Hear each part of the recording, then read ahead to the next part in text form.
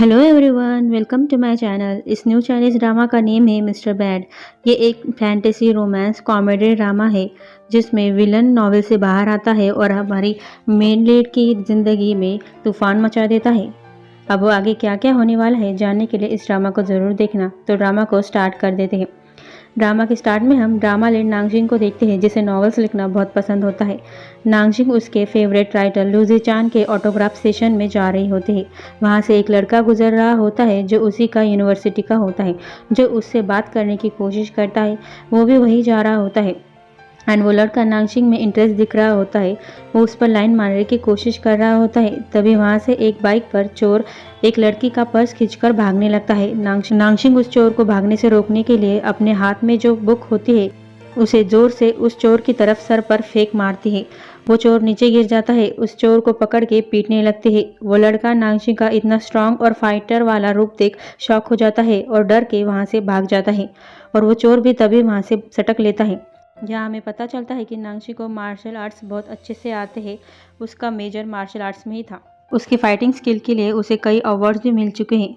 नांगशिंग लूजी चान की बहुत बड़ी फ़ैन होती है। वो अपने फ्रेंड को बताती है कि वो उसके एक्स कल्चर कंपनी में प्रेसिडेंट के असिस्टेंट के इंटरव्यू के लिए जाने वाली होती है, जिसके लिए वो बहुत ही ज़्यादा एक्साइटेड होती है कि उसे अपने आइडल के साथ काम करने का चांस मिल सकता है। वो लूजी चान की बहुत ही ज़्यादा बड़ी वाली फ़ैन होती है और सीक्रेटली उसका क्रश भी होता है। शाओशी अपने घर आती है। वो अपने मॉम को आवाज़ लगाती है लेकिन वो घर में नहीं होती। नांगशिंग के पूरे कमरे में लूजी चान के पोस्टर लगे होते हैं। नांगशिंग ने जो अपनी नॉवेल की स्टोरी ऑनलाइन पोस्ट की होती है उसमें उसने खुद को और लूजी चान को मेन कैरेक्टर के रूप में लिखा होता है। वो दोनों कपल होते हैं उसमें। लोग कमेंट करते हैं कि स्टोरी में कोई ढंग का विलन भी नहीं है और वो सिर्फ कपल का रोमांस ही दिखाती है।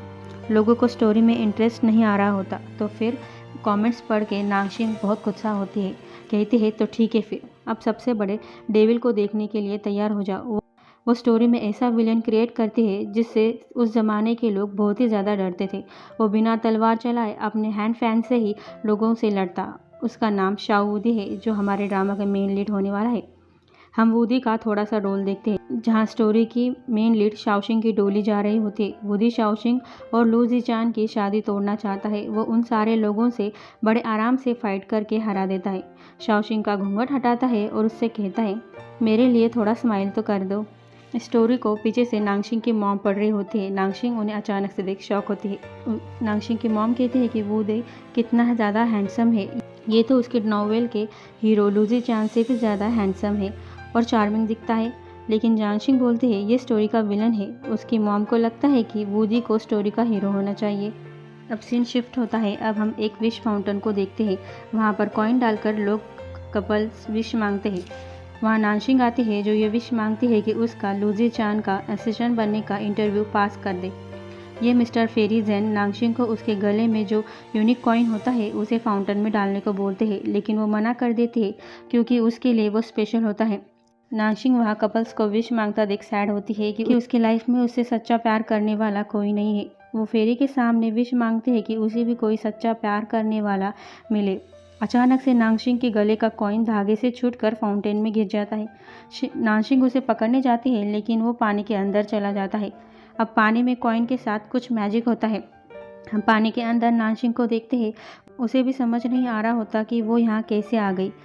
पानी में नांगशिंग शाओ वूदी को देखती है। उसके पास जाकर कहती है कि ये कौन है और यहाँ कैसे आ गया। तभी फिर से कोई मैजिक सा होता है और हम नांगशिंग को फाउंटेन के बाहर सोते देखते हैं। नांगशिंग को लगता है कि उसने अभी अभी एक सपना देखा था, लेकिन वो शॉक तो तब होती है जब वो अपने पास उसी लड़की को देखती है। वूदी बेहोश होता है। वो उसे हाथ लगाकर देखती है तो वो जिंदा होता है। वो डर जाते हैं। बाद में वो उसे उठाकर हॉस्पिटल ले जाने लगते हैं। उसे समझ नहीं आता कि ये सब क्या चल रहा है। वो अपने आप से कहती है कि ये तो बिल्कुल एक नॉवेल की स्टोरी की तरह लग रहा है। ये हैंडसम सा लड़का हिस्टोरिकल कॉस्ट्यूम में बिल्कुल नॉवेल के हीरो जैसा लग रहा है। हीरोइन हैंडसम से हीरो की जान बचाती है। उन दोनों में प्यार हो जाता है और हीरो अपने आप को हीरोइन को सौंप देता है। उसी का हो जाता है। इसकी ये सारी बातें वूदी भी सुन लेता है। नांगशिंग उसे नीचे उतार कर जाने लगती है क्योंकि वो एम्बेरस होती है।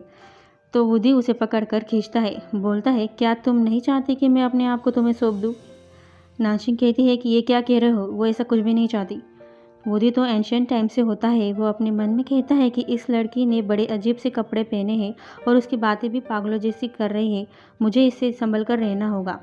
नांगशिंग वुडी को बताते हैं कि उसी ने उसकी जान बचाई थी। तो वुडी पूछता है कि कहाँ से, तो वो उसे फाउंटेन के पास ले जाती है। तो इतना सा पानी देख वुडी उसका कॉलर पकड़ के कहता है कि मैं इतने पानी में कैसे डूब सकता हूँ, हाँ, और डूब भी गया तो मैं सूखे बालों और कपड़ों में कैसे बाहर आया। वुडी को लगता है कि नांगशिंग झूठ बोल रही है। नांगशिंग बोलती है कि पहले उसे भी ये सपना लगा था, लेकिन ये सपना नहीं निकला। नांगशिंग को अपने कॉइन की याद आती है तो वो उसे फाउंटेन में ढूंढने लगती है, लेकिन वो कॉइन वहाँ नहीं, वुडी के पास होता है। वो नांगशिंग को दिखाता है। नांगशिंग उसे लेने जाती है तो वो उसे नहीं देता। कहता है ये अब मेरा है और तुम्हारे पास क्या सबूत है कि ये तुम्हारा है। नांगशिंग वुडी से परेशान हो जाती है। नांगशिंग बातों ही बातों में उसे बता देती है कि ये 21st सेंचुरी है। ये सुन वुडी शॉक होता है। सोचता है कि वो अपने डायनेस्टी से इस डायनेस्टी में कैसे पहुंच गया। वुडी को लगता है कि वो नांगशिंग के साथ रहेगा तो मुसीबत में पड़ सकता है। वो उसे उसका पीछा छुड़ाना चाहता है तो वो कॉइन फेंक कर आगे जाने लगता है। नांगशिंग को गुस्सा आता है कि उसने कॉइन फेंक कर क्यों दिया, हाथ में क्यों नहीं दिया। नांगशिंग ये जानना चाहती है कि ये कॉइन वुडी के पास कैसे आया, तो वो उससे पूछने लगती है। वो उसका हाथ पकड़कर रोकती है तो वुडी गलत समझ लेता है कि नांगशिंग उसमें इंटरेस्टेड है, लेकिन वो कहती है ऐसा कुछ नहीं है, पागल हो क्या तुम। वुडी उसके क्लोज जाने लगता है। नांगशिंग डर कर नीचे बैठ जाती है। इस बीच वुडी वहाँ से कट लेता है। अब वुडी अपने आसपास का माहौल देख सोच में पड़ जाता है कि वो यहाँ कैसे आया। वो लाइब्रेरी को ढूंढ रहा होता है क्योंकि वो हिस्ट्री बुक्स को पढ़कर ये पता लगाना चाहता है कि वो किस डायनेस्टी में है। वुडी कुछ लड़कियों से लाइब्रेरी का पता पूछता है। वो लड़कियां हैंडसम से वुडी के साथ सेल्फी लेने लगती है। यहाँ वुडी अपनी असली रंग नहीं दिखाता कि वो एंशियंट टाइम से है। वो ऐसा प्रिटेंड करता है कि वो इसी का डायनेस्टी का है। बाद में वो उड़कर लाइब्रेरी के अंदर जाता है। वो हिस्ट्री बुक्स को पढ़कर पता कर लेता है कि वो 500 साल फ्यूचर में आ गया है। वो सोच में पड़ जाता है कि वो यहाँ कैसे आ गया। वो जानना चाहता है कि फ्यूचर में कैसे आ गया। तो लाइब्रेरी की सारी बुक्स पढ़ने लगता है, लेकिन उसे कुछ नहीं मिल रहा होता। अब सीन शिफ्ट होकर नेक्स्ट डे का दिखाया जाता है, जहाँ नांगशिंग अच्छे से रेडी होकर अपने इंटरव्यू के लिए जाती। वो अंदर से बहुत नर्वस होती है, लेकिन अपने आप को संभाल लेती है क्योंकि वो लुजी चान के साथ काम करना चाहती है। अब नेक्स्ट पार्ट में हम देखेंगे कि नांगशिंग ये इंटरव्यू पास कर पाएगी, क्या वो लुजी चान के साथ काम करेगी, और वुडी नांगशिंग की लाइफ में क्या क्या तहलका मचाएगा। जानने के लिए नेक्स्ट पार्ट को ज़रूर देखना। आगे के पार्ट्स काफ़ी कॉमेडी और रोमांटिक होने वाले हैं, तो आगे के पार्ट्स ज़रूर देखना। Thank you for watching. Video पसंद आया हो तो लाइक ज़रूर करना और चैनल को सब्सक्राइब भी कर लेना। नेक्स्ट पार्ट के लिए कमेंट भी करना।